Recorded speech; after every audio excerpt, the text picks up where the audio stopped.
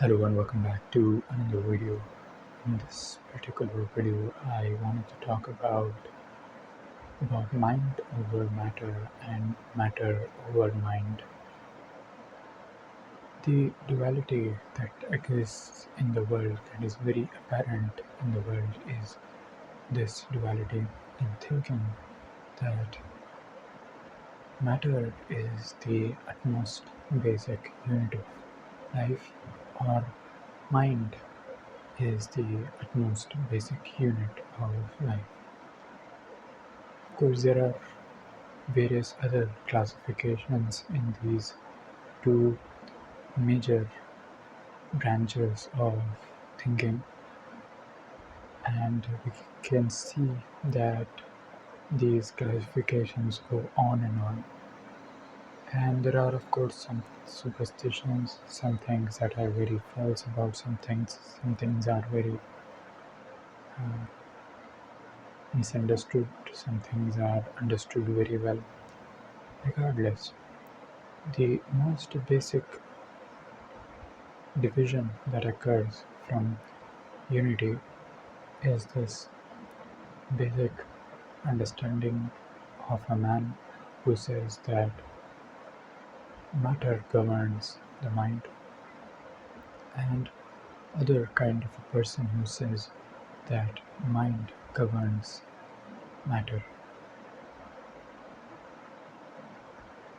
Now, this let us look into this basic duality that may exist and the different philosophies, focusing especially on Indian philosophy. And what does Indian philosophy say about these concepts? Now, if we look at the Indian schools of philosophy, there are nine major philosophical schools. Most of them are the belief in mind as the basic structure of reality. And there is one school, and one school alone, that believes that matter is the basic structure of reality. Now, of course, in this day and age, if we look at Western sciences, there are the atheists who are staunch believers in science who tend to believe the other, who tend to believe mostly a lot of the scientists tend to believe that matter is the basis of this universe, and they do not believe in a super mind or a super being that is governing this whole reality. We can look at the statistics, and we see that the Nobel laureates who are in science, who are 80% agnostic or atheistic, and so it is it is important that we talk about this because 80% of people who achieve this prize tend to be atheistic, and this is a huge number, especially when it comes to science. In Indian philosophy, eight schools of philosophy believe that mind is the basic structure. Of course, there are other divisions that they agree and disagree upon, saying that consciousness is again the basic structure of universe. But if we ignore that for at least this argument of mind over matter and matter over mind, we can see that this root duality is what divides people most of the time. Even through history, we have seen that usually the people who believe that matter is the substratum of the universe tend to have loose moral standards. They ignore the moral laws that govern this universe, or at least they completely reject this idea of life after death, of course, because you as a human being are supposed to be non-existent after this body, which is made up of matter, dies. So there have been atheists in the past. There have been atheists in every society, and to them the world is a place of enjoyment, a place of pleasure. There is no need to obey the moral laws, the moral conducts, or the religious or the spiritual practices. They of course abide by the laws of the society, but they're not that too strict about it when it comes to making a decision. They will easily choose things that can give them matter or material pleasure over these moral laws or these societal laws easily. And so there are others who believe that mind is the governing factor of this universe. And I'm not simply just talking about the idealists who believe that the world is mental, but I'm also considering the people who believe that consciousness is the basic substratum of the universe, or your soul is the basic substratum of the universe. I'm also considering them for this argument. The people who believe that mind is the basic structure, they tend to be more obeying the psychological laws, the mental laws, the religious laws. They understand wisdom, and they understand that some people might have more wisdom than you because they have grasped the mind or understood the laws of the mind somehow. And their social relationships are strong because of this belief that everybody is a mind.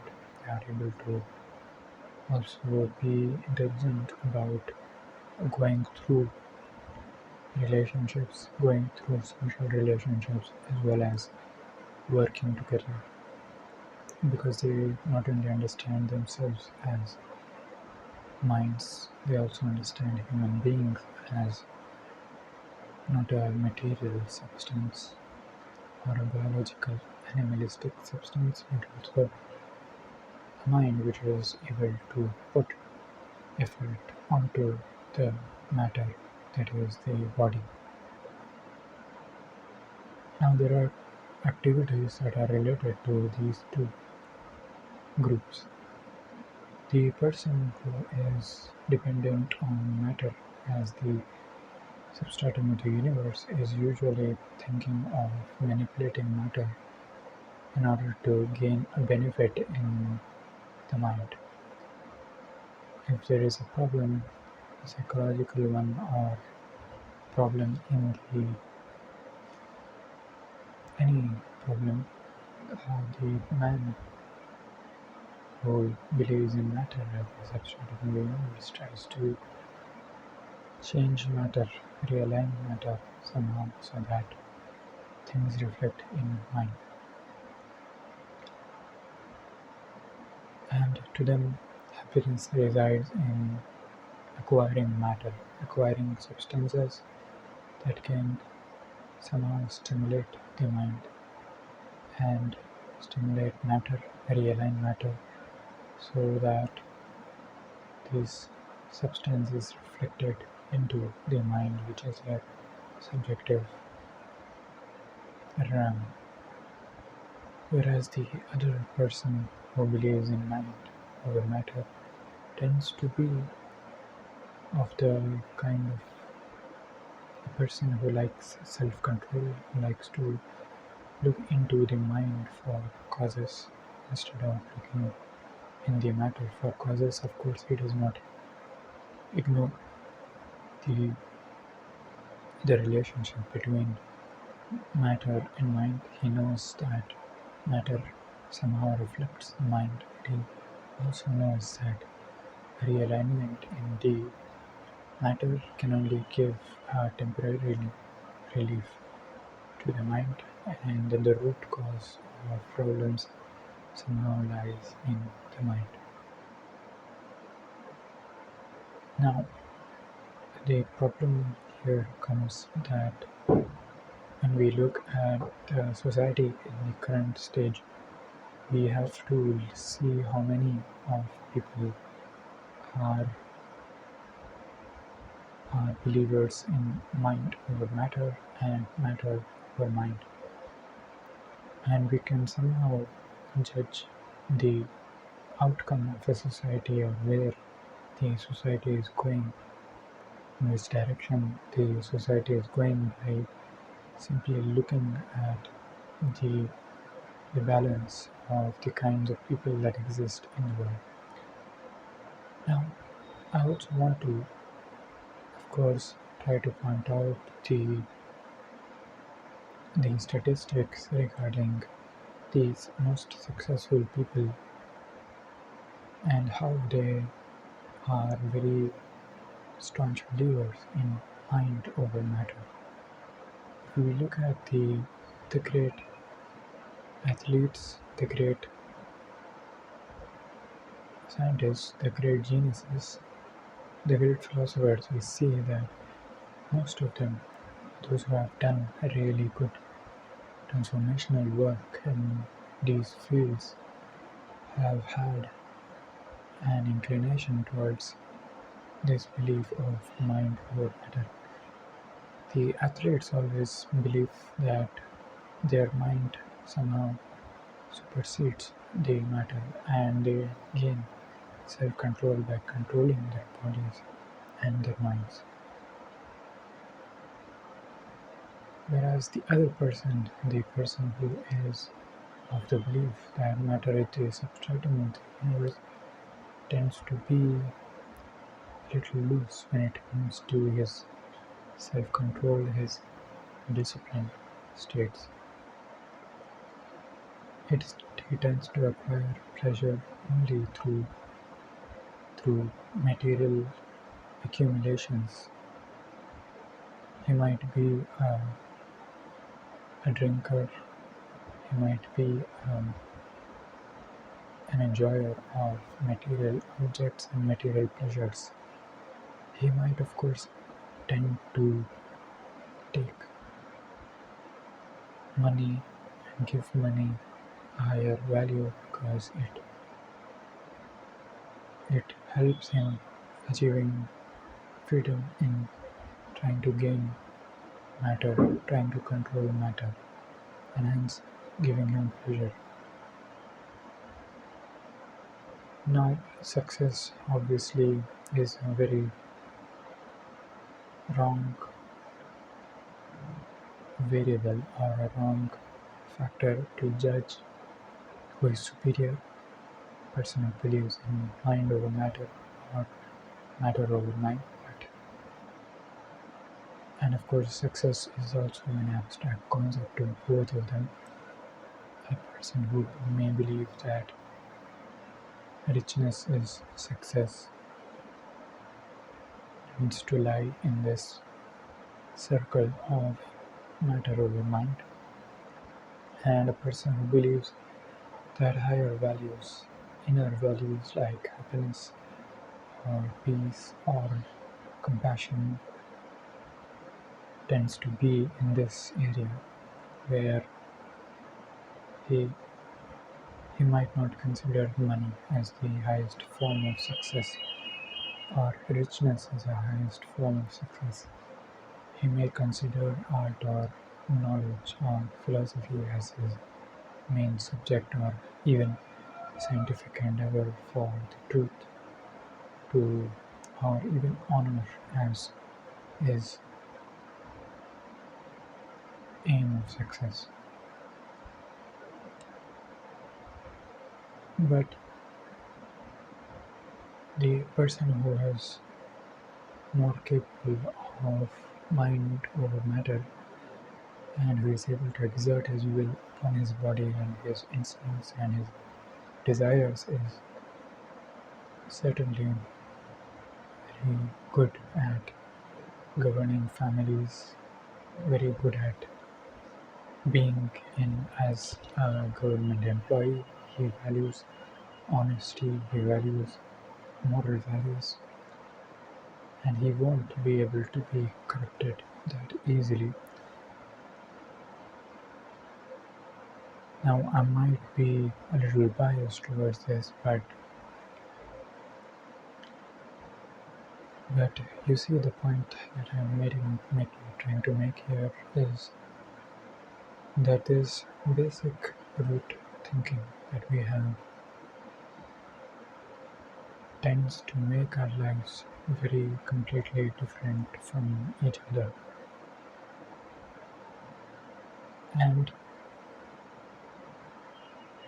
and unfortunately, in this day and age, we see that the latter, people who believe in matter or mind, are increasing.